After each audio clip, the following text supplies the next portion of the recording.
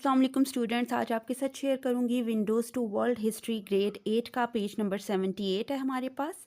Chapter number 6 है constitutional development in Pakistan. यहाँ पे हम पढ़ेंगे फ़ारूक अहमद ख़ान लगारी का टेन्योर, जो कि 1993 से 1997 तक यानी कि 4 इयर्स इनका रूल रहा। और हम यहाँ पे जितने भी लोग पढ़ रहे हैं वो हम पढ़ रहे हैं प्रेसिडेंट्स, ठीक है। फ़ारूक अहमद ख़ान लगारी प्रेसिडेंट थे। अब आपको पता है कि इससे पहले जब बेनज़ीर और नवाज़ शरीफ की गवर्नमेंट आई थी, क्योंकि यही दो मेन अपोजिशन पार्टीज़ थी, तो इन दोनों को डिसमिस कर दिया था सिकंदर इसहाक ने, ठीक है। तो अभी जो है नए आए हैं फ़ारूक अहमद ख़ान लगारी प्रेसिडेंट हैं। ये डेरा गाज़ी ख़ान से इनका ताल्लुक़ है और ऑक्सफ़ोर्ड से ये पढ़े हुए थे। बहुत ही डिसेंट और बहुत ही कॉन्फिडेंट, वेल मैनर्ड और सॉफ्ट स्पोकन थे ये। तो जब ये आए तो इन्होंने आते ही पाकिस्तान में नए इलेक्शंस कराए और मोहतरमा बेनज़ीर भुट्टो जो है वो दोबारा से प्राइम मिनिस्टर बन गईं। और उन्होंने प्रेसिडेंट किसको बनाया? फ़ारूक अहमद ख़ान लगारी को, क्योंकि आपको पता है कि ज़्यादा पावर्स प्रेसिडेंट के पास होती थी। जैसे सिकंदर मिर्ज़ा ने डिसमिस कर दी थी दोनों प्राइम मिनिस्टर्स की गवर्नमेंट, इस तरह फ़ारूक अहमद ख़ान लगारी भी कर सकते थे।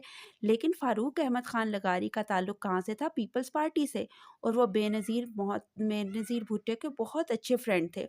तो उनको ये पता था कि वो मेरे साथ लॉयल रहेंगे और मुझे कभी भी डिसमिस नहीं करेंगे, बिल्कुल इसी तरह जैसे कि मुझे सिकंदर मिर्ज़ा ने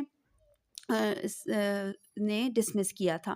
तो उन्होंने फिर क्या किया कि उन्होंने जब उनका टेन्योर आया तो कंट्री को इकोनॉमी ऊपर करने के लिए, बूस्ट अप करने के लिए, इकोनॉमी को अपलिफ्ट करने के लिए उन्होंने बहुत से रिफॉर्म्स किए। लेकिन क्या हुआ कि बहुत सारा करप्शन स्टार्ट हो गई, लॉ एंड ऑर्डर की सिचुएशन ख़राब हो गई और बेनज़ीर के अपने जो भाई थे मुर्तज़ा भुट्टो, उनको किसी ने मार दिया। तो इस तरह क्या हुआ कि गवर्नमेंट पे क्वेश्चन शुरू हो गए।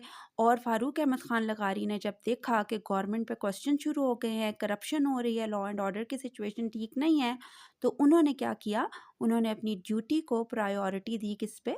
अपनी फ्रेंडशिप पे। और उन्होंने क्या किया कि मोहतरमा बेनज़ीर भुट्टो को उन्होंने डिसमिस कर दिया। इसी तरह जो इनका दोनों का फ्रेंडशिप का बॉन्ड था, फ़ारूक अहमद ख़ान लगारी और मोहतरमा बेनज़ीर भुट्टो का, वो हमेशा के लिए टूट गया। और लोग भी बड़े हैरान थे कि कैसे पीपल्स पार्टी के ही एक बंदे ने अपनी बेस्ट फ्रेंड को जो है डिसमिस कर दिया।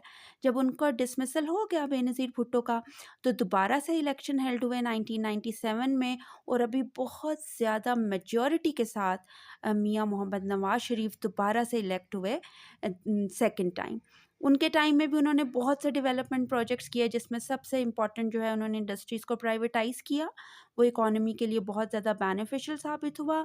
उन्होंने जो मोटरवे थी लाहौर टू इस्लामाबाद, उसको इनॉग्रेट किया, नई एजुकेशनल पॉलिसी अनाउंस की।